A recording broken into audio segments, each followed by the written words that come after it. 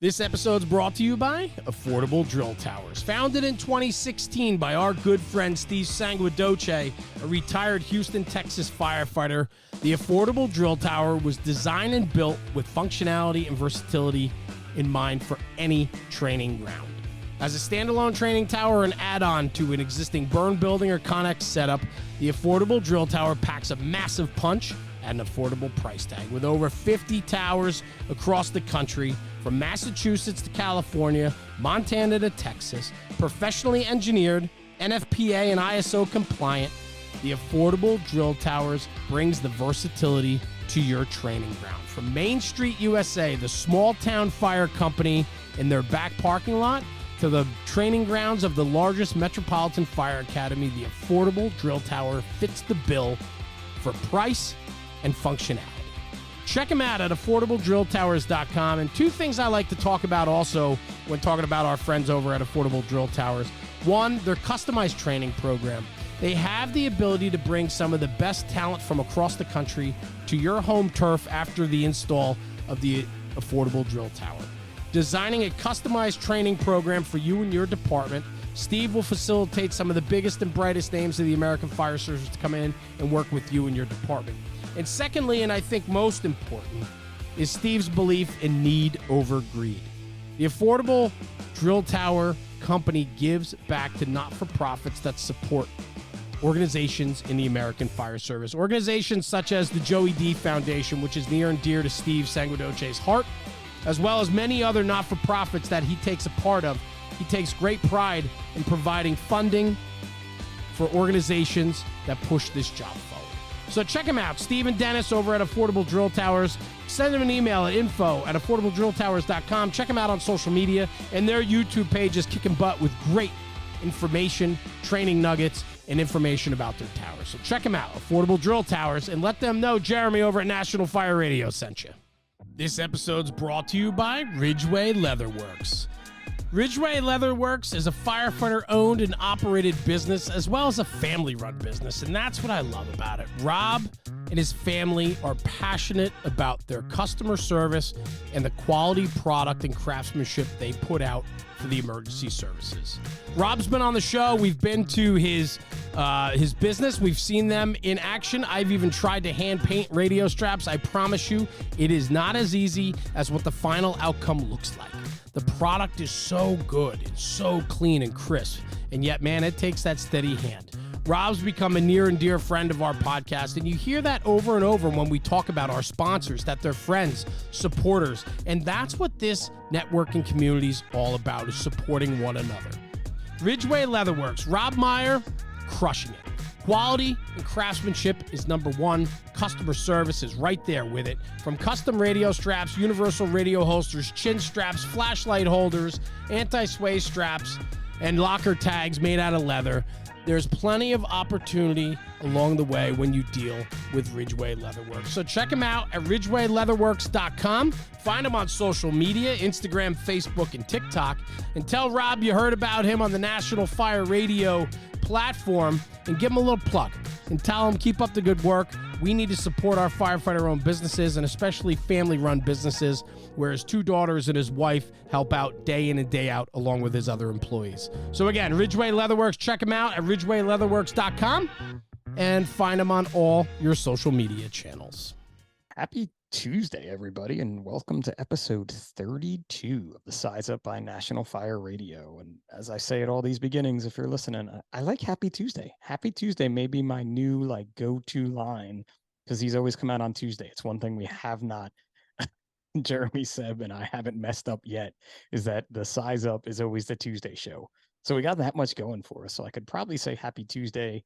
But see, then I feel stupid, because you could be listening on a Wednesday or a Saturday or whatever day, and you're like, why is he telling me Happy Tuesday? And then if you're like me and do a job like I do, where you never know what day of the week it is, especially in the summertime when your kids don't have school, at least with school, I feel like I know what day of the week it is, sort of, because I know when the weekend is, because they don't have to go to school.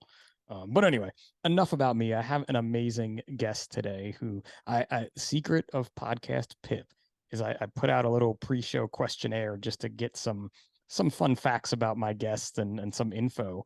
And my guest today answered one of my questions with this humongous paragraph that most people answer that question with like one or two words. And I was like, this is going to be a good one. So, firefighter Ofer from TraumaPak and Rancho Cucamonga, California, correct? How are you today? Doing great. Thank you for having me, Pip. No, man, it's really my pleasure here, especially because our good friends at Modus, suggested when I had put out like, hey, I'm looking for some guests here. They were like, you got to get Ofer from TraumaPak, and I'm like, who is that? And then they led me to you when we talked, and you were like, you and I have met, and I was like, oh, such a fail when you forget you've met someone. I feel so bad.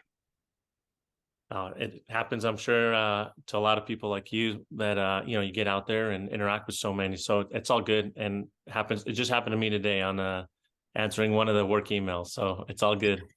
You're like, because it's hard too, because we talked about paying it forward and trying to help other people, and it's like one of those things. And then when you and I talked a little bit about when we met, I kind of remembered it a little bit, but again, it was at a trade show, and a lot of trade shows, man, they just blend together, right? After so long. Um, and it gets to be that our interaction was important.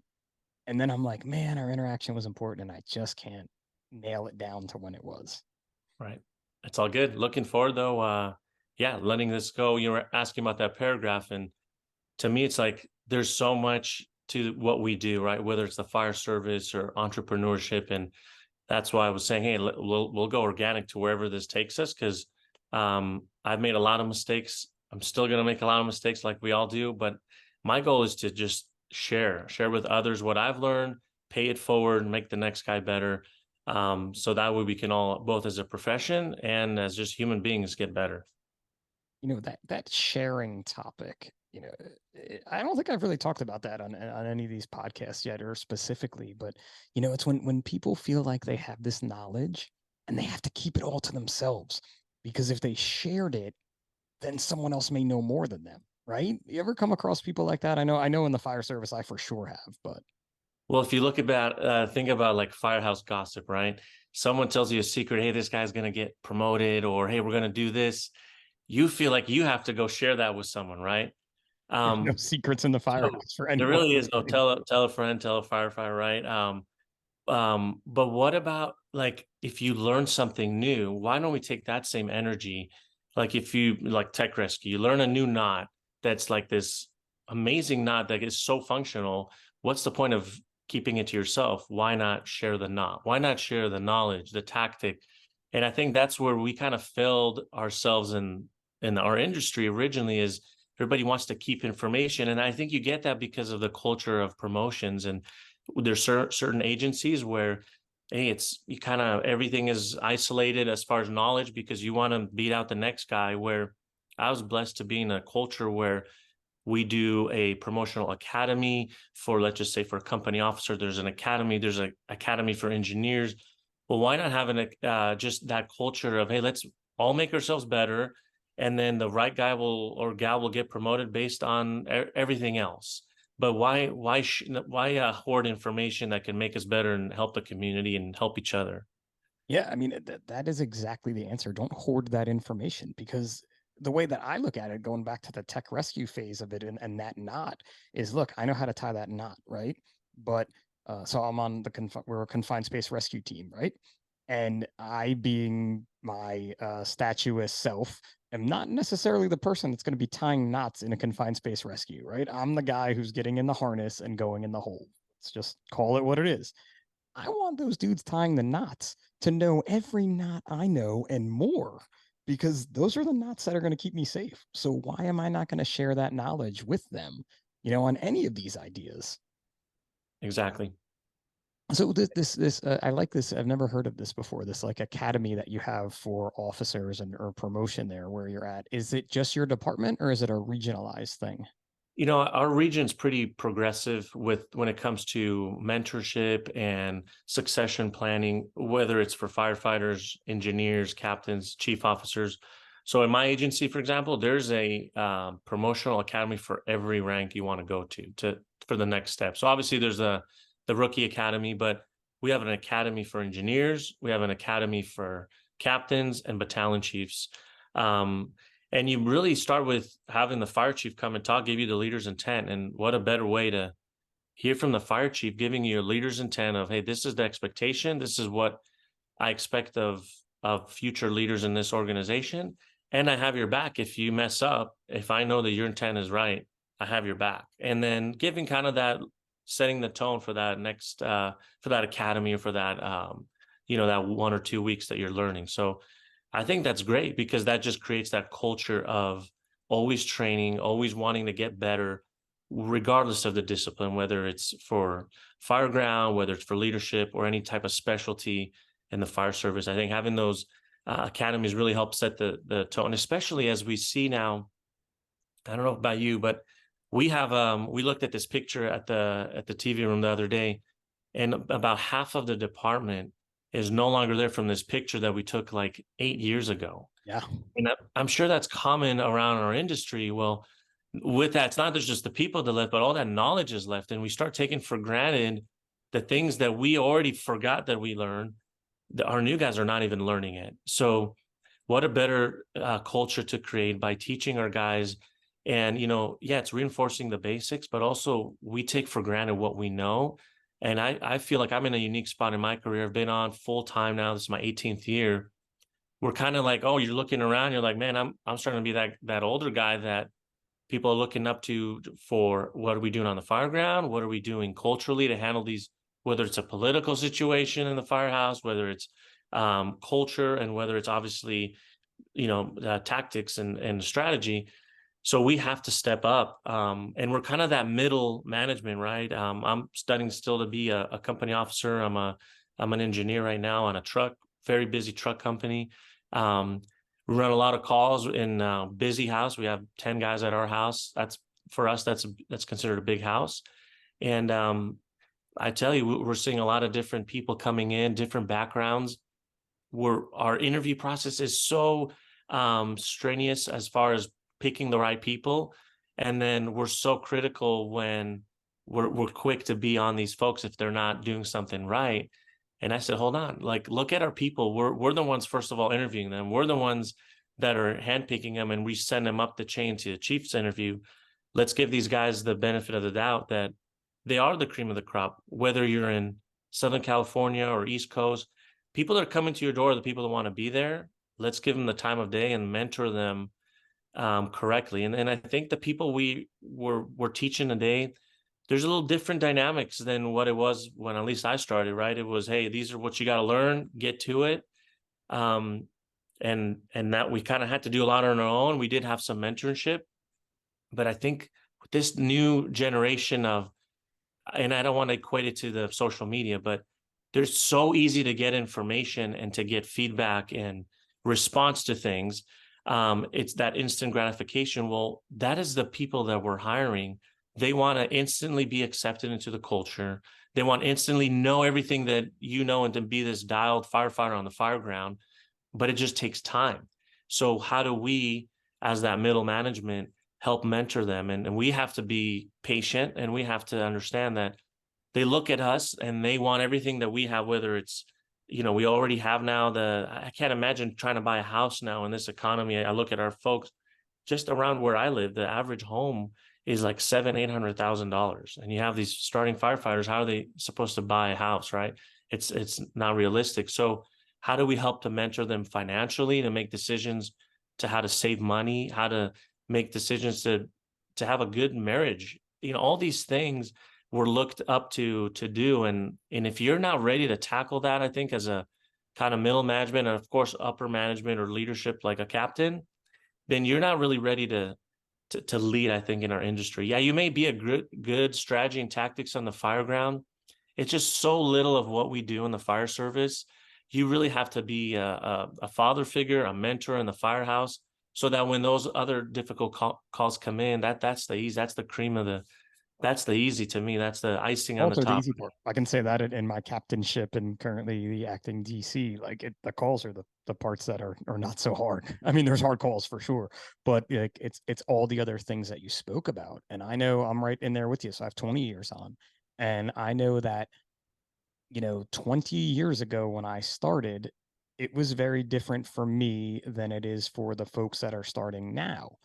And one of the things that I've kind of adapted to try to make myself better at the job that I'm doing is I look at the captains that I had and the way they treated me. And it's very different than the way I treat the folks that I have now.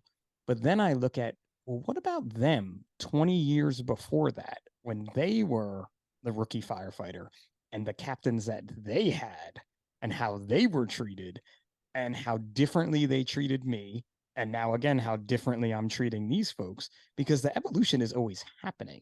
It's just that we as the old dudes, and listen, there's definitely were some old guys that did not evolve 20 years ago, and definitely some guys around my age that haven't evolved now. But I think that's a big part, is we have to kind of almost meet in the middle. And I agree with you with that. It's not social media, it's not your phone. I mean, we're all on our, I hate it. I hate the line I hear. Like, these young firefighters are just on their phones all the time. And then I look around and I'm like, bro, you got 27 years on and you're sitting on your phone all day. Like, it doesn't make a difference. It's the way life is now. Right. And I think the issue is you don't want people to not be engaged. But the reality is you can be very engaged with technology and allow that to be a tool. And that's the issue. So I try to make sure our guys are engaged and they know that we care about them. But at the end of the day, technology is a tool and we should be using it. And that's the bottom line. Yeah, there's so many things you can learn. Like, I love it when guys are like, "Did you see this video of the way these guys stretch this line? Like, check it out." And they'll show me, and I'm like, "No, I didn't see that one." Right. Because again, that's just something that I could have never known how you fought fires in Rancho Cucamonga here in New Jersey 20 years ago. But right now, I can probably see everything you guys are doing in one way or another on social media Right. somewhere and be like, "Wow, that may work for us." I mean, I can tell you uh, the West Coast truck style of doing things is not going to work where I work in New Brunswick. We're not opening every roof. We're not, Right. Very different. walking on every roof. We're not making multiple cuts on every roof. It's just the way things are set up. But Right. I can learn stuff from watching your videos online to be like, wow, that is a really good idea. How to move that way, or how to practice with the saw when you're not cutting and they do the Right. pretend cuts. That Mhm. kind of stuff. It's just great knowledge that's out there. Yeah, I agree, and that's one of the cool parts of my job. I get to travel a lot, whether it's for meetings and conferences or teaching, and just interacting with other colleagues around the country, seeing how they do things. But at the end of the day, we all have the same issues, and I'll be blunt, and I'll say the number one risk to the fire service, I think, is us, is ourselves. And if we don't manage ourselves, if we don't hold each other accountable, whether it's for I mean, look at how well the fire service has done, consecutively, um, compared to, and I'll say compared to law enforcement, right? You had one bad, significant event in law enforcement a few years ago that was caught on video, and it threw our whole country into this, disaster with protests and riots. And anyone grouped with law enforcement at the time was hated. That we're really in the fire service, we're one bad call away from that happening to us. And if we think we're immune to that, we're crazy. We just need to teach our young guys that, teach our older guys that. Just remember that we have to hold each other accountable, and we're our own biggest enemy, like most professions are.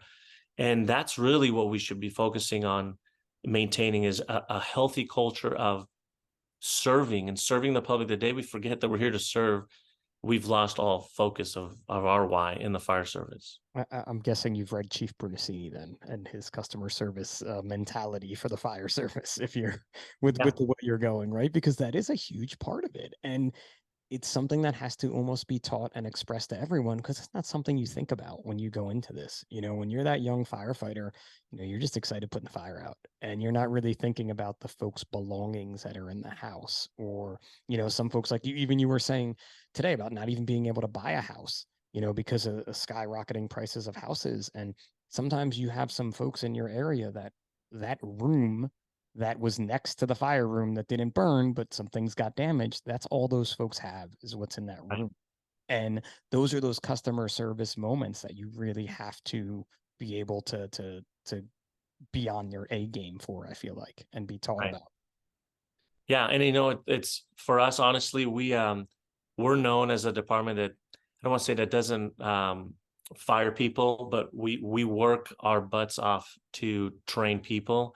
But the moment that we see that you are not mentally geared for customer service and you're not there for the right reason or in serving, I think that's game over. So, and I think we should all be doing that in the fire service, as far as if you're not in the mindset of treating people the way they deserve to be treated, everything else doesn't matter. You could be the best at, hose manipulation and all that. It really doesn't matter, because what we do is so much more than that.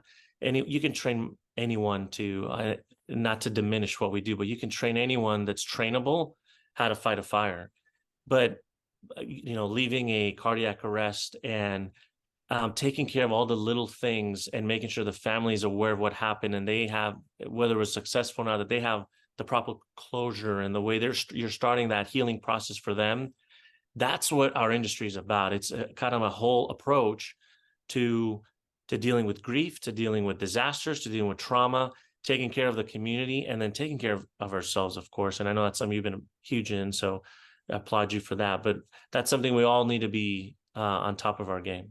Yeah, it's that crew integrity, right? That isn't just looking at the fire and counting around like, I have 1, 2, 3, 4 with me. I have 1, 2, 3, 4 with me. That's that. Hey, bro, why did you say that out loud on that EMS call? Like if I don't say that to one of my guys, or they don't say it to me even, because listen, I'm not Mr. Perfect, like you kind of said before, right? Everybody makes mistakes. Sometimes you don't even realize it. If you don't have the ability to talk to your fellow coworkers or whoever you're with on that rig about something like that, well, you have no crew integrity or even personal integrity, because it could be, I had a bad day, or it could be, oh, I didn't realize that, like I didn't realize, because I know I've been there more often on EMS calls. You don't realize sometimes some of the things that are happening, Right. or when you have that 4-person engine company, you're on an EMS call and you have someone who like takes the family to another room, or sees the person's small child there and starts playing with them, so they're not paying attention to the scene that's happening there. And it's just those little things that go into that customer service. I think sometimes it gets a little bit misconstrued that that's going to change our job or change our aggressiveness or whatever you want to call it to be. And it's really not. It's the things that make us us. Yeah. So I say we should aggressively be passionate and aggressively care. So that's one way. I like that. I like aggressively passionate, maybe the name of this podcast, which I say all the time when I find a good name, but that's it, right? Because that passion is why you started this. It's when people say like, oh, why, don't forget why you became a firefighter. Don't lose that passion. And you're going to lose it at some points in your career. It's just, you can't be full bore for ever, I guess is a good way to put it, right? Yeah. And that's what's fun, is I think I still feel as excited. And am I going to lie and say maybe a 2 a.m. call is the same? So we're not going to bullshit anyone, but I still feel as excited going on. It's going to be a good call, just as I did when I was 14. And that's the beauty of it, is it's sometimes you got to like pinch yourself and go, well, I'm doing the job I love. And there's nothing better than that.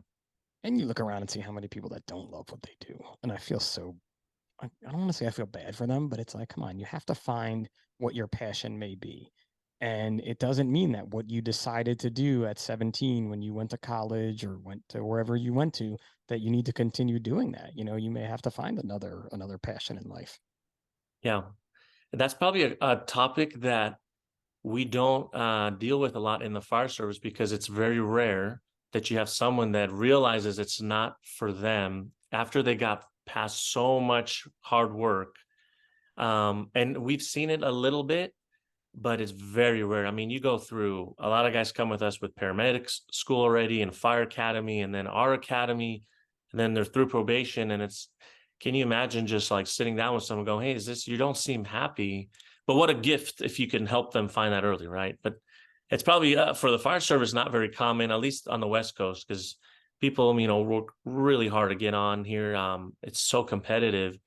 So I would imagine places that are super competitive like that, it must not be a common conversation. I think what we have more of, at least recently, my department just hired 30 people in 3 years, which is kind of a crazy number. But like you said, you can look at a picture from 3 years ago. That's because we're about to have a retirement party for, I think, 34 people, because we kind of like just missed one pre-2020, and then we couldn't have one for a bit, and then getting everyone organized, and this large group of people had retired in that time. But with the folks that we're hiring more now are a little bit older folks, and Right. they've done other careers, and they were like, this wasn't for me. I want to do this. You know what I mean?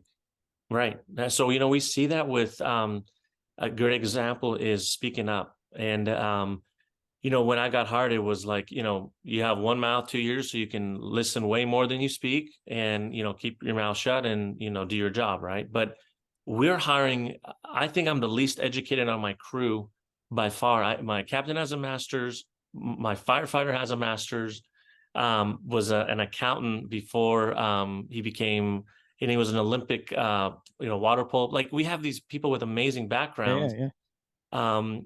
We have a guy that we hired was a division on a significant fires before, did like 17 years. So they come hire in the fire service, and we expect them to be like a 21-year-old that hasn't been exposed to a lot. And when decisions have to start being made around, or topics come up, it's the old traditional fire service is like, no, you wait for your turn a couple of years on to talk. But we're crazy to not want to tap into people that have so much to offer. And when I said I think we're our biggest enemy, this is where that comes into play. If we don't tap into our resources, then we're crazy, right? It's like being on a wildland fire, and you have a guy that is maybe new to your crew, but has 10 years of wildland experience and can recognize hazards and can fall trees. And, your strike team leader goes, is anyone here with experience? Everyone's looking at the captains, and you can have a firefighter. So if you don't encourage that, you're doing yourself a disservice. So I think that's what we're seeing is we have a lot of great experience coming into the fire service from different backgrounds. And why not, tap into that brilliant mindset? That's one of my favorite questions I see. And now too, we've had so many rookies recently. We're really used to asking these questions, I feel like, at this point. But as the get to know you phases, and we're still in that, we have 3 now on my shift for a little over a month, or I don't know, under a month, wherever it is. But you're in that get to know you phase. But that to me is just as exciting, because I want to know where these dudes' talents are.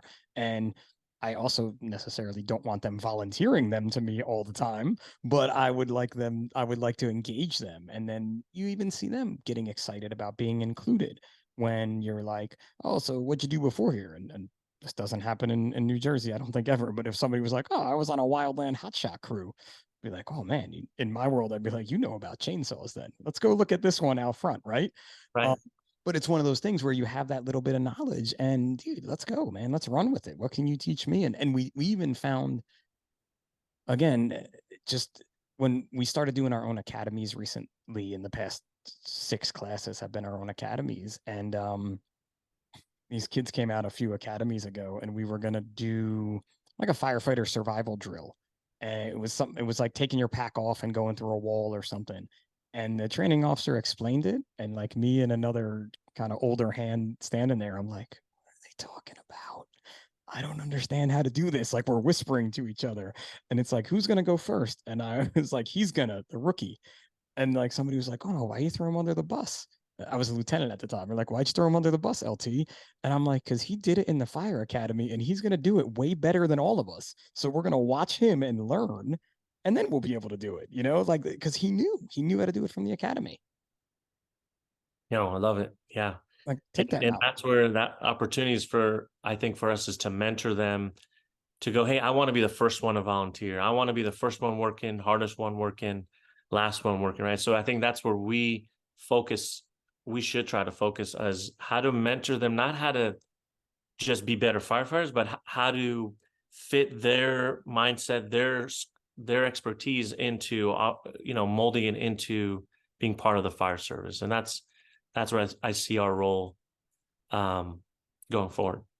Mentorship is such a big word in the world now, I think, more than anything. And again, 20 years ago, I'm not really sure mentorship was a big thing in the fire service, at least not in New Jersey. And we don't have like an official, I know there's departments that have official like mentorship programs where this person is your mentor and they're going to get you through whatever it is or however it works. And I think that's great. And you keep bringing it up.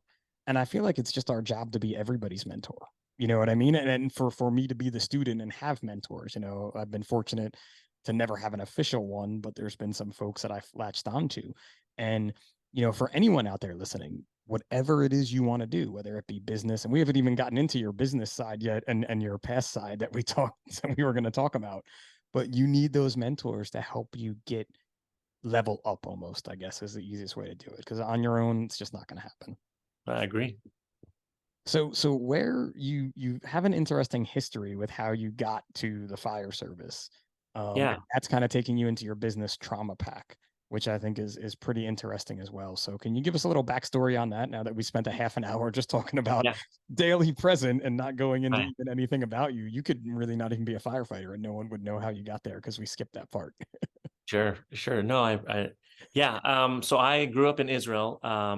And in Israel, when you start ninth grade in high school, you basically get the first week of school is all these speakers come in and talk to you about your civil, like volunteer service that you need to do in high school. So police, EMS, Boy Scout, Girl Scout, co-ed, very dangerous, by the way.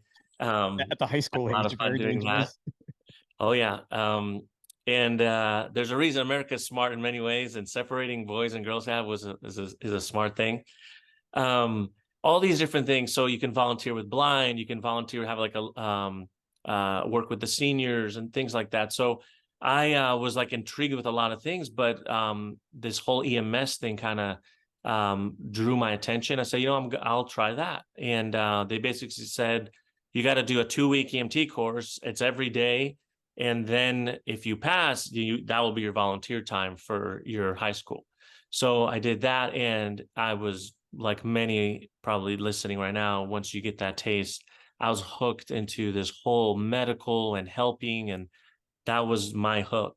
And it was so intense, the draw, that I would basically, we were only allowed to volunteer after school and on the weekends, but I was not really a really good rule follower, and I would like write fake notes. Hey, we have no school today. I was like ditching school to go volunteer.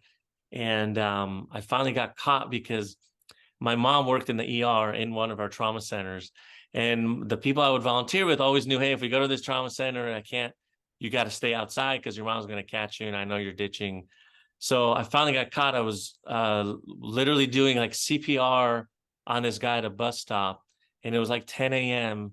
And my partner ran back we worked with in twos, ran back to get like an airway bag from where the ambulance was parked because we were stopped in traffic, so we had to run up. And like this guy passing was my basketball coach, and he's like, Ofer, what are you doing? He's like, doing CPR, you want to help? And he obviously told my mom, so I got caught for ditching. But that kind of led to me really falling in love with EMS, and I moved to the States, got my paramedic license, went to UCLA for that. And one of my projects in school, our final project was to write a paper on a subject in the fire service or EMS that you would want to like educate on. And for some reason, it was just natural for me to want to talk about bombings, since that was a big thing we encountered in Israel, and it was not really as popular here, that response. And our professor, Baxter Larman, you may have heard of him, he speaks a lot still, said, hey, you did a really good project. You should really explore this as you continue your career. So it was always kind of in the back of my head is how do I incorporate, that's what I can bring to the fire service. And the fire chief that hired me 18 years ago literally said that to me in my interview, the final interview where you're getting hired. He's like, look, this is what I've forecast for you and your career here in Rancho is I want you to bring that to the table, bring your passion for terrorism and incorporate that into our response. So talk about leaders intent and talk about empowering our youth. So not our youth, but our youth in our profession. That's what he did for me. This episode's brought to you by the Affordable Standpipe Prop. Let's break it down real quick. Steve and the crew at Affordable Drill Towers is doing it again. They've created this fully custom and fabricated standpipe prop to support the fire service. I'm telling you right now, this is a game-changing piece of training equipment. And I want to hop into it real quick. It is designed with a 4-inch manifold of high-strength galvanized Schedule 10 pipe. The cart and manifold are powder-coated red for a durable finish, meaning it's not just a talking piece. It's not something you tuck away on the shelf. This is a training prop that can be wheeled into the classroom and then brought out onto the training ground. And so let's talk about that. In the classroom, there's nothing better than having a hands-on prop in front of the students, in front of the fire companies that are there to learn about standpipe and FDC connections. Having that prop in the classroom allows for a great instructional lecture. And then from there, take the standpipe theory and translate it to the training grounds. You could wheel the cart out that's on casters, you wheel it out into the parking lot, and that same training prop that you just used hands-on in the classroom can now be used hands-on on the training ground by pumping into it and flowing out of it. It offers such versatility in its approach. It has a 2.5-inch Siamese connection, 7 2.5-inch outlets, 6 of which are standpipe valves, has a water motor gong, sprinkler head with a control valve, and a system pressure gauge. You can also upgrade and put 3 of the most common field-adjustable PRVs. I'm telling you right now, this is a game-changing training prop that needs to be in every fire company or training department across the country. Reach out to Steve and the crew, info@affordabledrilltowers.com. Ask for a demo, ask for information, or check them out on social media and YouTube. There's plenty of content out there that shows you exactly what the affordable standpipe prop can do for you. This episode's brought to you by Taylor's Tins. Taylor and his crew at Taylor's Tins have been manufacturing aluminum helmet fronts since 2017 with over 200,000 tins in the market. They are a leader in the helmet front space. Custom design, one-offs to department orders, they can turn them around within 24 to 48 hours. Customer service is what they pride themselves on, and they provide nothing but top-shelf product and service to their customers. Check them out at taylorstins.com and check out their full line of product offering. They've always been a very strong supporter since day one with the National Fire Radio podcast and platform, and Taylor and his crew have become dear friends of ours, and we appreciate the support. And at checkout, for a little extra bonus, use coupon code NFR Sent Me. That's NFR Sent Me for a discount on your order. Exclusions do apply. Anyway, check out taylorstins.com for the latest and greatest offerings from Taylor and his crew. And in the words of Taylor, stop burning up leather. And that just lit a fire. And within about 2 to 3 years, I was in charge of like implementing programs in my agency, which that whole stemmed another problem, right? You have a brand new guy starting programs in a department that's, a big agency, and you have a very young guy in the profession running a program. And that's where I started making a lot of mistakes. Learning so much about fire service takes a long time to do change. Politics. Yep. There's politics, and everyone has a story, and everyone has feelings, and you got to be aware of how you bring about change and who you get on board and who you're stepping on along the way. So I definitely learned my fair share of stepping on toes and being irresponsible in that manner, and learning, okay, if I was to redo this, man, I wish I could tell myself now what I know, tell myself then, right? So that's where I love mentoring our new guys and go, look, you just because you're here 2 to 3 years doesn't mean you can't implement this program. Like, let me help you. And if that's what you're passionate about, go, full steam, because it's doable. This place will, and the fire service will allow you to like have a grassroots approach and implement something from small to big, but you just got to like figure out the right path, right? You can't just go straight. There is getting the right people on board. And maybe you're not the right guy to deliver the message. Maybe it's finding the right person to deliver the message. And if you don't care about taking credit, that's even better. And all my success, whether it's in the fire service or in the business world, is because I've had great mentors and great people that given me opportunities to learn and develop strategy and tactics in the fire service and gear in the fire service that now I can go and share with others and benefit from that, but ultimately help our profession benefit from those strategies and tactics. It's really that team approach is what you're talking about, right? Because you have that young guy who's really passionate, in your case, passionate about terrorisms and preventing further injuries and traumatic injuries. And yeah, you're young, but there's going to be other guys in your department that are into that. And when you go with that team approach of not trying to do it by yourself. So if you try to do it by yourself, whether you're looking for the credit or you're not, everyone's going to say he's just doing it for the credit, plain and Right. simple. And especially in the fire service, like you're swimming upstream constantly when it comes to change, whether it is changing the brand of coffee that is drunk in the firehouse or changing your tactics and strategies for the fire attack. But Right. there's going to be folks that agree with you. And if you do it on a team level, that is going to really 100%. be is going to get you to that next level. And I feel like everything that I've ever been able to accomplish that's worth talking about is because of the team, not because of me, in any way, shape, or form. Yeah, and I think one of the best things you can achieve as an instructor is when you're at your drill, that one that we do an annual drill, two of them a year, biannual. If we're doing a review and I step back sometimes and I just hear all the things that I would want to say and critique are already being said by either other instructors or our own members. That's like the best compliment, I think, to someone that's either implemented a program or was really passionate about being part of that, because you don't need to say anything. The guys already know what needs to be done, and that's how I've been feeling over the last few years. Is our guys are really good at operational medicine, the stuff we've been preaching for years, and they can go and take a company officer class somewhere else and they become the expert just at their class, because people are like, hey, how did you guys do it in Rancho? How do we get referred to a lot as an island, even though we're very far from any water, because we have, I think, really good programs, and our culture is that, hey, we're going to be really good when we get there. That was kind of a motto. One of our chiefs is, all I want, my leader's intent is that you be really good when you get there. I don't care if you want to wear shorts at the firehouse, on the weekend and relax, but when it's time to be on that stage, you better perform. I can't stand the no shorts thing. It's like we get to wear shorts, or unfortunately, this summer being I'm on the DC car, I don't get to wear shorts. The DC doesn't get to wear shorts, but all the guys do.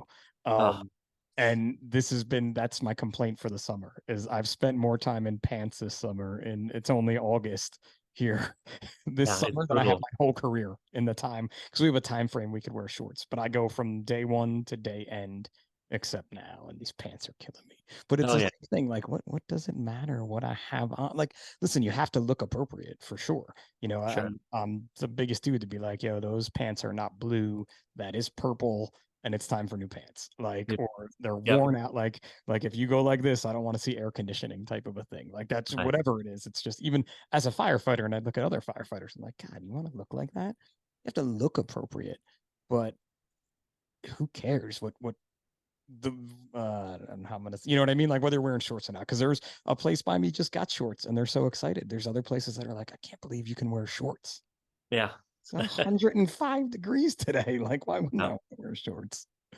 I can go into the shorts debate forever, but I think about too where you came from, and us kind of being around the same age. And I started out in high school too, at 16, and I remember taking my EMT class at 16, and the instructors were like, if you put a tourniquet on someone, their limb will fall off and it's gonna be your fault. These people used to scream at us a lot in my EMT class, and that was like one of their big soapboxes.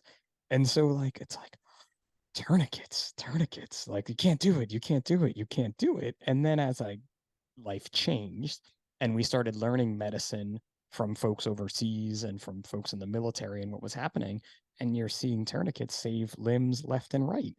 And it's that Right. evolution of like, dude, I was like, no, I can tell you, I used to be like, no tourniquets ever, never a tourniquet. And now I got one in my car. Right. I think if we want to be great at being firefighters, one way to do that is truly study the data. And I think you see that a lot with the actual fire tactics, right? Where we're learning flow path and things like that. So we've changed our tactics. But if you're not responsible to study the data of the medical aspect of what we do, I mean, I think we're already past the all risk, right? Fire service has to be all risk, and we should want to do more with what we have. So if we're not studying the data for mental health, if we're not studying the data for, of course, fire suppression, but also, like you just mentioned, operational medicine, yeah, tourniquets save lives, but also now we're starting to see a shift where everybody's putting tourniquet for everything. You get a simple cut and guys are putting on a tourniquet because we're so comfortable and with tourniquets, we have so many of them, right? So it's truly staying on top of the data. And, you know, I never thought I would be saying like, yeah, we got to pay attention to data, you know, 20 years ago, but we do. And that's where our leadership is great, is to dictate to guys is, let's keep good data and be on top of what's happening in our profession and with these types of injuries, with everything that we do. The data really helps us guide where we're putting our resources, our money, and our training. And I love that. And it's funny how you say with tourniquets, because that was when I started, was like, no, that's last case. Don't use that. We're doing And it. look at us now. You're gonna lose people's limbs. I'll never forget it. Now you got guys putting tourniquets on their K-12 saws to bring to the roof, because where are you going to need a tourniquet at a fire scene? Yeah. If someone's opening the roof, you may need it up at the roof. It's a good place for it. And I love to, like, I don't know if I've actually heard the term operational medicine before. And so it's no secret that I came from EMS. I became a paramedic on my own that I couldn't do on the fire apparatus because New Jersey is different. Yeah. I did that as my part-time gig for a while, and I really loved medicine. And to hear that, like, operational medicine, that's the part of the medicine that I want to go back to do. I want to do operational medicine, not paperwork medicine. Well, Like, I really like that term. So I go around and listen to a lot of different phrases, and a lot of what we do was initially tactical medicine, right? Like you think tactical, then you got to remember, and I know you do, is we need to appeal to our guys. We need to appeal to our politicians, to those that are writing the checks, and to the community, right? So ultimately, if you're thinking about medicine in these different environments, it's the actual environment that dictates how much we can treat. So the operation of that environment is what changes. So to me, medicine in a confined space, as you mentioned, is operational medicine, because there's going to be factors that affect how we can provide care in a environment where we can't move around a lot, where maybe we have an IDLH, so we have to think about that. A trench rescue, a wildland fire where you're maybe on the side of a cliff. Yeah, there's no one shooting at you, but the threat is the environment itself. It's falling off the cliff, or to me, being on the freeway where you still have cars going by and you haven't shut it down. You have a patient who's bleeding out and they're laying in the middle of the road. That is an operational medicine decision. Do I put a tourniquet right now on the freeway, or do I drag him off the freeway where there's no cars or less chance of a car moving on the freeway? To me, that's exactly what operational medicine is. It's not just someone is with guns in front of us, they're a SWAT team, and we're in the back, you know, treating the one officer that maybe is shot. That's SWAT medicine. And I think we need to embrace operational medicine in the fire service, because that's really what we bring. Is we're used to learning to work in different environments of where there's a risk assessment, and medicine should have a risk assessment with it too. And that's what we really want to emphasize, both in my department and at least what I do with my company. yeah, and that's that safety factor of it. You know, like the FDNY EMS, they have rescue medics, they call them now. And they're Mhm. trained to work in all different IDLHs, like you said, and it's just a different level of that medicine. But that operational medicine to me puts me in that mindset of being on that highway, and now I got to make a decision, right? It's just like my decision to say, are we going to go offensive or defensive on this fire? And all too often in the past, in EMS trainings that I've been to and just things, it's never even thought about, you know, that decision, go or no go, you know, where it's like, we're going to go because we have to move now. Oh, you can't move them. No, we have to move them. So it's one of those things that, like, when you think about it operationally, it makes it more exciting to learn about for sure. And it lets your brain do some more focusing on things. And it's just a great term, man. I like to coin it, make a book, write a book if you didn't do it yet. You heard Oh, it first. well, I'm definitely not the first. But that's exactly it, right? Someone shared that with me, and that's like we started, right? There's no need to hoard information. Like, let's share that. Yeah. Yeah. Yeah. And now all the fire guys also turned the podcast off because we started talking about medicine, and they're like, no medicine. I don't do band-aids or any of that stuff. But tourniquets, I'm willing to do. A tourniquet for you. There A you go. tourniquet for That's, you. yeah, sexy. Maybe we get like make a tourniquet that has like the Nomex on it. That would be cool. A Oh, no, fire yeah. I'm sure it's got to be out there. Like someone's got to have a tourniquet case made out of old fire hose or something like that. There You you can go. holster your tourniquet to be there. But again, it's just such a great tool that like was an original tool, and then everybody got away from using it. But then we realized, hey, we can make this tool better, safer, and we can really use it to do more because it doesn't have to cut off all the circulation, or it doesn't, it can be something that's going to really help people as medicine advances. So kind of Yeah. cool. And that leads me to get into TraumaPak, which is your company. And then, you took that passion you had, you wrote a paper, brought it to your department kind of, and then at some point you're like, let me get this out with some really cool equipment for folks. So how did that come about? Yeah. Yeah. So I, as I mentioned earlier, so I kind of got empowered to start like a whole division in my department for, it kind of took down the approach of the terrorism route, and had a little bit of a background in terrorism, obviously being from a country that saw it a lot. And I had a passion to try to, hey, prepare our guys for when this happens here. So they kind of gave me like a go, and I started doing research on how do we prepare for terrorism, and how do we prepare for what I saw was the problem in America at the time was we have these active shooters. So what are we going to do when it hits our community? Because no community is immune. And we know when I asked people in the beginning, like, do you think we're safe from active shooters or terrorism in our area? And the result was always like, yeah.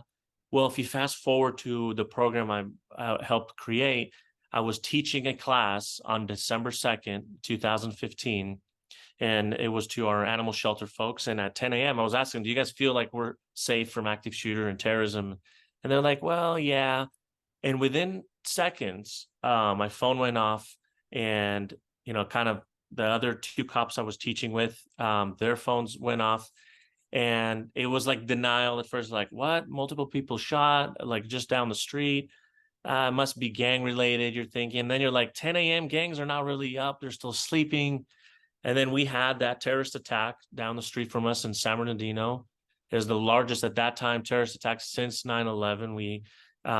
It was when the two ISIS inspired terrorists went into that building at a workplace party, and On the party, yeah. so I responded there within a few minutes of that incident, and I was involved in a few roles, specifically through my roles with our Joint Terrorism Task Force, where I was assigned to at the time. So, if you fast forward where that program happened is, here we were, that was kind of here's our, picking the fruit from what we planted years earlier, and now we're reaping the benefit of it.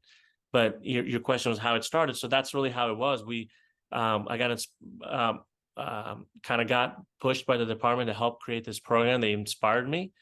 And then it involved a terrorism aspect, and involved a mass casualty aspect, and then involved kind of an active shooter response. Started networking with other people. We had a guy in our department who was a Navy SEAL, and he had a lot of operational or tactical knowledge. So we worked closely together, and we started kind of building this model that we thought would work. And we called it like a rescue model. And we wanted data. So we're like, how do we figure out how to treat multiple people in a way that they will survive? So then we have to figure out what's killing people in an active shooter. And we found, these algorithms that the military at the time created, today is known as March algorithm. We found like, okay, if this is what's killing people, then we have to only treat these things as we go into a building. And we did these time trials in a school with the same amount of patients every time to find if the leapfrog method works best. Does the treating, and then extracting behind works best, or just going in, grabbing one, coming out, going in, grabbing? And ultimately what we found was just basically having a team that goes in and treats as fast as they can, and later behind them comes a team that takes them out. So we build this policy, and I'm reading GEMS one day, and I see this awesome article from Reed Smith about Arlington, Virginia, and they have this model called Rescue Task Force. And I'm like, oh my God, he's describing what we're doing, and I've never even met this guy or heard about him, but he's doing the model of treat and extract. And I'm like, oh, we tried that. That didn't work. I'm going to call him. So I email him, and we meet one day at a conference. We're both lecturing. And I was telling him, hey, I want to go see your lecture, and I can't because I'm at the same time. Can we like have coffee? And he was so open to sharing all his information. And then he heard what we do, and I explained the data that we got. He invited me to come speak to his group. He was the chairman of TECC at the time. And everything kind of exploded from there. I shared what we do with TECC. About a year or two later, I was voted to be on the committee as a guidelines member to help write the guidelines for TECC. I've been very involved with that, and that helped kind of get a spot with the NFPA, help write their NFPA 3000. I was one of the authors of that to help write this unified response to active violence situations. So it's called ASHR, so Active Shooter Hostile Event Response. NFPA is a great resource, and I always thought it was just firefighters, but it's so much further. So many different people. Yeah. Right. Engineers, so there's so many different facets of what goes on behind that, those couple of numbers that you see. Right. So worked on that policy for a few years. But anyways, I was going around the country lecturing so much. And finally, our fire chief and deputy chief pulled me aside and said, look, you're going all these places and we can't send you to anyone, not to all these anymore. And whenever we say no, you end up going for free, because I wanted to help these agencies. I go, hey, can you teach us active shooter? And if my department said no, then I would just say, yeah, I'll just do it for free. And they said, look, you should start your own business. You're doing all this for free. You might as well, your family needs to be taken care of. So I started a business. I looked for a name, and kind of high threat innovations was what I was thinking. The logo is kind of the mountains in the background of Rancho, and the Spartan is, if you see our logo, the Spartan is kind of where I got a lot of my knowledge was from my buddy who was a Navy SEAL, and that was his thing. And I know that was inspired him. And then the bat wings is Israel has another unit in the military that is has bat wings because they're very quiet. They come in at night. It's the Israeli commandos. So I kind of combined those two. And then as we started teaching, there was a demand for gear, and I was always hesitant about selling gear because you kind of feel like you got to go with one, medical gear. And I didn't want to be tied to that. So I just made a decision that if I was to ever do gear, which we do now, it would only be gear that I use and truly believe in. And that's like our thing is we even write on everything we sell. We would never put any gear that I wouldn't use on my own family. And that's why we work with a ton of medical manufacturers, because I tell them, look, I'm not going to ever sign a document that says I'm only going to sell your tourniquet, because your tourniquet works maybe great for this type of audience, and for this type of subset in our society, maybe people that are used to this medical device, this works better for them. So we custom build all our trauma packs with all the different medical equipment. So we could have a quick clot, we can have a hemostatic from this company, a hemostatic from that company, tourniquet from here, tourniquet from there. And then what we truly make is the bags. And we wanted to make bags that are very innovative, that work for me in the fire service as a person that delivers care still every day. And that's where I use my knowledge from what we do. And we use our gear at areas that I work in, and our whole area around here uses our gear. We're sold in all around the world. So we have places in Australia to France, England, all the way to Ukraine. We've been able to help a lot without those all those civilians that are fighting. We've sent over 1,000 trauma kits already over there that we've partnered with non-government agencies that want to look for donations. So we've donated a lot over there to ultimately save lives. And our model is to let's save lives together, and that's what we want to do in the fire service as first responders, but also for civilians that are trained and want to be empowered to help. So that's a little.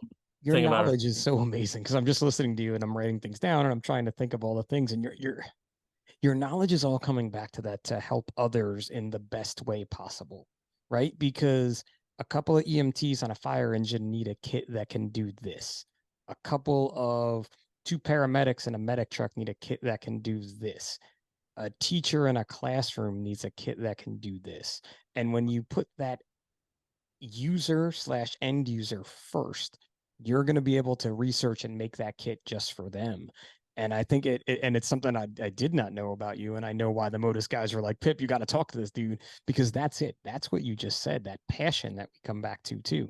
Aggressively passionate. I mean, you were aggressively passionate talking about making med kits for the end user, which is just amazing. And it is like, my EMS mind is geeking out. So I can't get too EMS geeky now because everyone will make fun of me. Oh, I mean, it's really, and that's why I love being in an all risk agency, right? And one thing I learned with NFPA 3000 is we have to look at it as a chain of survival. And just like for the fire service, right? If we want to save people from house fires, it starts in that tour in the school for first graders when you teach them about sleeping with their door closed to buy them time. And if they hear it from first grade and second grade and third grade, that helps our job when we go in an aggressive fire attack and we see a door that's closed. We know to open and look because we know that we taught them that when they were in first grade. So we have these chains of survival, and we look at a whole community approach to the fire service. But to me, it's a whole community approach in operational medicine. If I can teach a teacher or a student at a school how to put a tourniquet, that will buy us time that when we get there with the fire service and try to finish that tourniquet on, or maybe give him a drug like TXA and get him to the hospital so a surgeon can operate on him in less than 30 minutes from time of injury. The only way to successfully reach the highest potential of survivors is if we teach every part of that chain of survival. And that includes the people that are always there when disaster strikes, which is the civilians. They're the first ones on scene. So if we have big egos that we don't want to teach people about fire safety or about how to apply, trauma care to civilians, then we're missing out on truly saving lives. It's way more than just dial 911. And I think too, that's kind of like the Israeli theory of medicine in a way. And emergency medicine is empowering the people to help because, again, like you said, dealt with bombings before we did, I guess, and they were more of a common occurrence. There's not enough emergency responders. We need as much help as we can get. And it's just like when you pull up on a scene and there's someone trying to do something. Thank you very much for your help. We're here now. We'll take this. You know what I mean? When there's one patient, we've had multiple shootings where I am, and the guys that were there, I have not been on one, but we're like, I was so grateful there were some people there holding pressure on this wound because I couldn't help everyone that needed my help when there's only 3 of me and 2 arms, Right. And I think that's one of the big bridges too, just like the asking for help, not just with the community, but if you look at agencies, or if someone's listening now and you're in an agency where your relationship maybe with your law enforcement isn't great. We have plenty of that in our country where fire and police don't get along great. That is one of those like common denominators where we can find a way to bridge that gap. And because they know they want us working on their guys if they're injured. And we know we want them to protect us if we need to be protected. But if we can help empower them to provide care, they can first help themselves, they can help their partner. But also when we're on a scene where and we do this on our drills, active shooter drills, is if there's no longer a potential threat, we have them lower their weapons and get down and help us working. And it gets everybody on the same page as far as providing care. And it's a great thing that we can help empower our law enforcement partners to be able to be good at that and not be afraid, they're going to take over our jobs. That's not it. It's working truly together for a common cause. Yeah, and that common cause is to help the public. And when you have this, I know in recounting a story from I think they had 9 victims at a shooting. I can't tell. I'm gonna mess up the exact one, but we carried 2 tourniquets on the engine. And those 2 tourniquets were gone quite rapidly, right? And they were like, thank God, most of the cops are carrying a tourniquet. Not that the cops could put on the tourniquet because they had cop type stuff to do, but it was like, I need a tourniquet. And the one lieutenant that was working was like, dude, I was like a wide receiver. Like they were just tossing tourniquets. Like you get a tourniquet and you get a tourniquet, but it's because we had so many there. And it doesn't make sense for an engine company where I work to carry 9 tourniquets in the kit anywhere. It's just not feasible for us. But when there's 9 cops and each cop has a tourniquet, there you go. And it's those things that, again, working together and understanding this landscape of, like you said, had you asked me, is this going to happen in my area a long time ago? I'd be like, nah, we're good. And now you get a notification. And especially too, I live about 30 minutes in the country in New Jersey is a good way to put it. And when I get the notification that my kids did an active shooter drill at school, I feel good because I know they're getting training if that moment ever occurred. It's not going to be like, we have no clue what to do. At least they're doing something, just like a fire drill would be, right? Right. Absolutely. And the kids are some of the best ones to carry that message, especially kids of first responders. My daughter started kind of listening to what I'm doing when she was 6, and she's like loving it now, and she wants to get in the medical profession. But I have a video of her that when she was 6, she was putting on a tourniquet on her sister, and I still show it in my classes that I teach the community, because there's that little bit of intimidation of like, oh, we don't want to teach the kids this, and this seems over my head. Well, I go, look, if a 6-year-old can put this tourniquet on, and now she's 14, and she's like helping me in the classes, so it's kind of funny. But then you should all feel comfortable doing it. And we've taught. So I teach a lot on my own, not just through the department, but for like other schools that hire us, or it could be a Girl Scouts, it could be a business. It could be like any type. We even do obviously police and fire. But what you see is that the groups that are taking these classes are younger and younger, and also older and older, because it really ranges of everybody should be able to know how to do these things. And really the amount of stuff you need to learn to treat preventable causes of death is very small. We're not teaching them how to fix fractures. It's not a first aid class. It's truly a stop the bleed, but all encompassing, right? So it's not just tourniquets, but it's wound packing, it's chest seals, it's airway, it's mindset of, hey, maybe I should put them on a table that has wheels, or on a chair that has wheels, and roll them to the front of the building, and not just wait here for someone to come in 20, 30 minutes.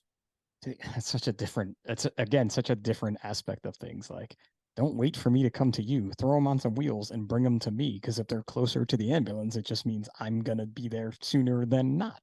Right. And it's those types of simple things. And even, again, with my kids and I've shown them how to use the tourniquets, because what if I need it? You know what I mean? Like, I don't want to be telling you, like, if we're out hiking, we throw a little med kit in the bag, and they know how to use the basic stuff, like, and the tourniquet.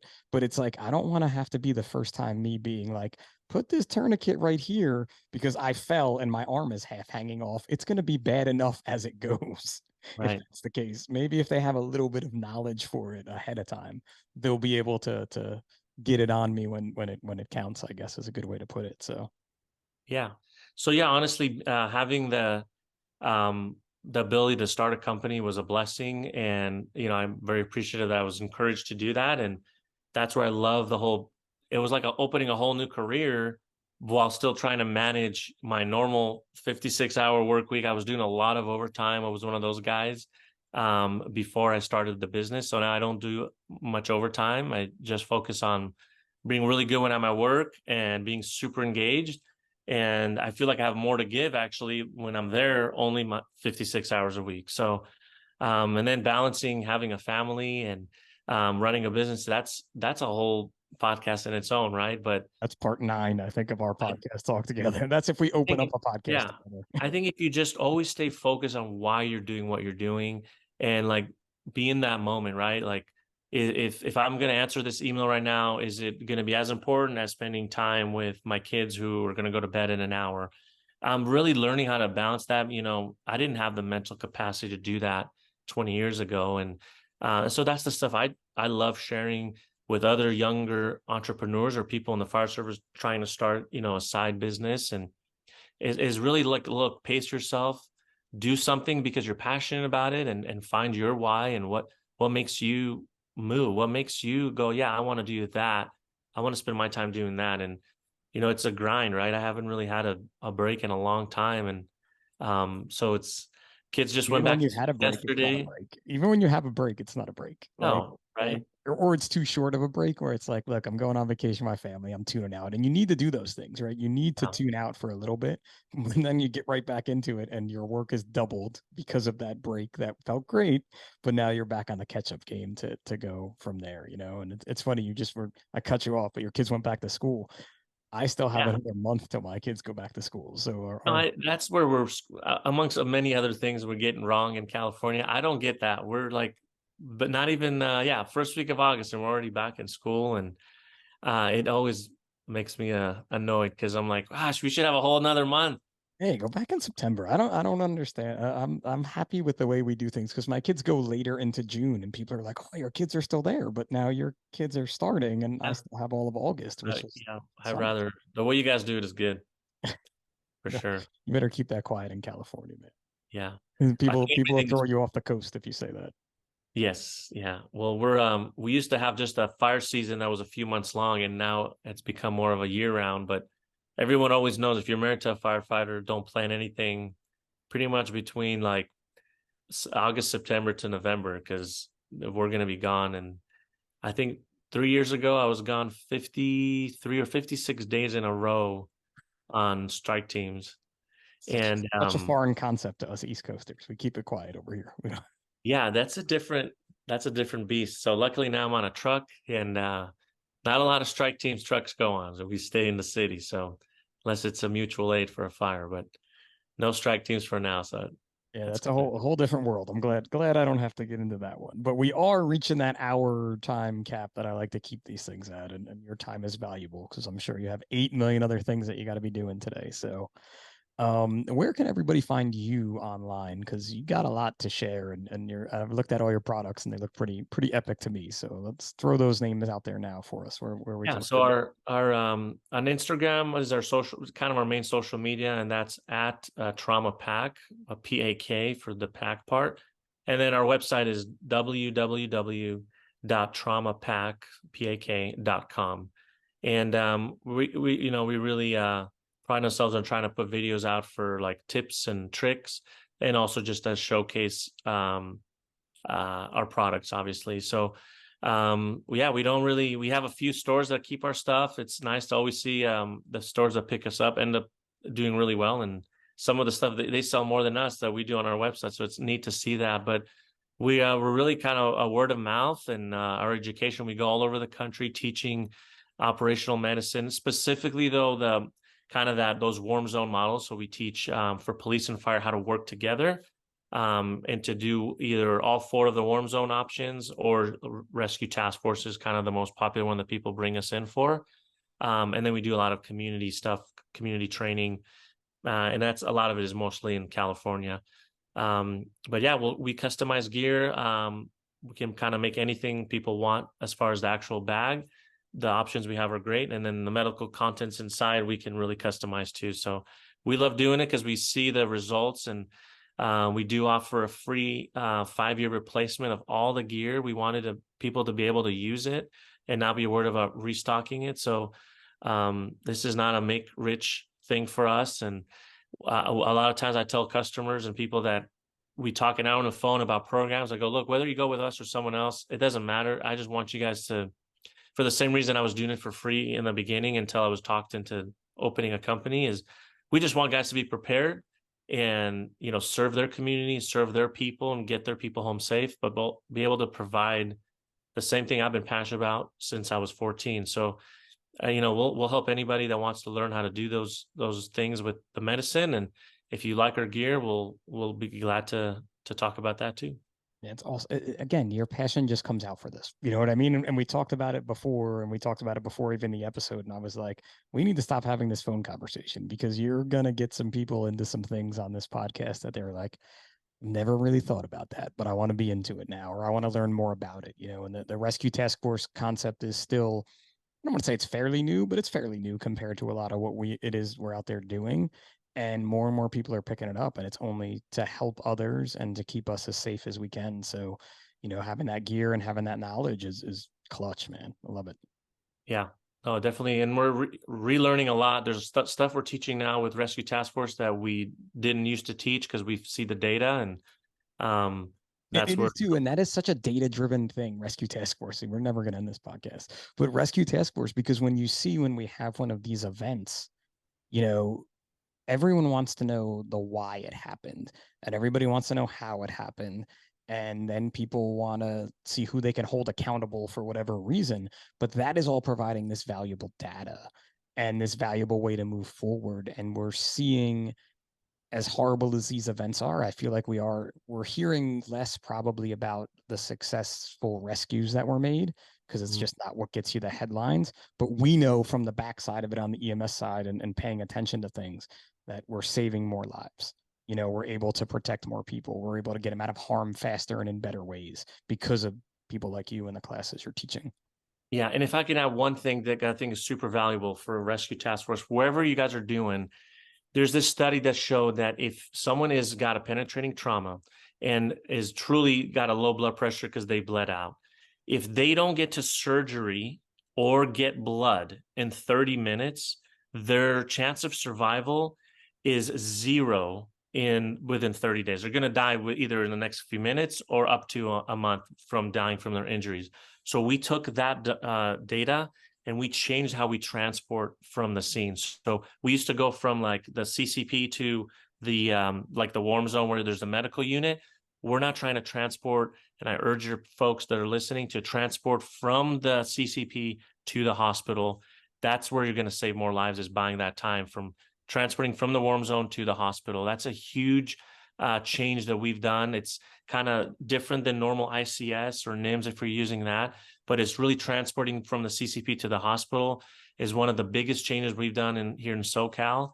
And I think that will save a ton of lives. And that's, if you want more information, anyone can contact me about that, how we're doing that on ICS. He's got the data to back it up. I'm sure of it. But that, again, those are things that you're learning over time, and it's never going to end podcast. I remember being a medic and we're learning how to give blood. And I'm like, who gives blood product in New Jersey? We don't carry that on a medic truck. And it was the physician response unit was starting and they were going to be the one to do it. But I'm like, wait, medics can give blood product? Like, we can do that? And I've never done it, but it's just one of those things that, like, now you kind of have that. And if you have the product on hand, you're able to do that to save more lives. Because that's what this all comes down to, is saving more lives. So love it, man. Love the information. This has been educational and rewarding and all that, for sure. Well, again, thanks again for having me. I appreciate the time. Nah, man, but you can't run away. You got to answer the size up 10 real quick. Oh, then okay. Then you can run away, man. And we're a little over, but that's okay. So here we go. 10 questions, kind of rapid fire. We'll have some fun with them. Beach or mountains? Oh, beach. Night out or night in? Night in. A good book or a good movie? I always fall asleep to books, so it's got to be a good movie. Fall asleep to books? My kids always tell me I'm tired, and they'd say I fall asleep to movies too because I'm always exhausted, but I like a good movie. Nice. Cross-country road trip, who's your co-pilot going to be? Oh, my wife. See, I don't know if you're going to pick your daughter or not, so that one's always a rough one. The kids are in the back arguing, but she's the co-pilot? My wife, yeah, she's my rock. Love it. Do you make your bed every day? No. Oh, I'm being honest, right? Be honest. That's okay. I work. Okay, let's put this. I work. I do, because you kind of have to. You're forced into that. But my wife lets me get away with a lot here at home. Nice. She is really the best. All right, $1 million that the Size Up podcast does not have right now, or go back to 18 years old with a redo.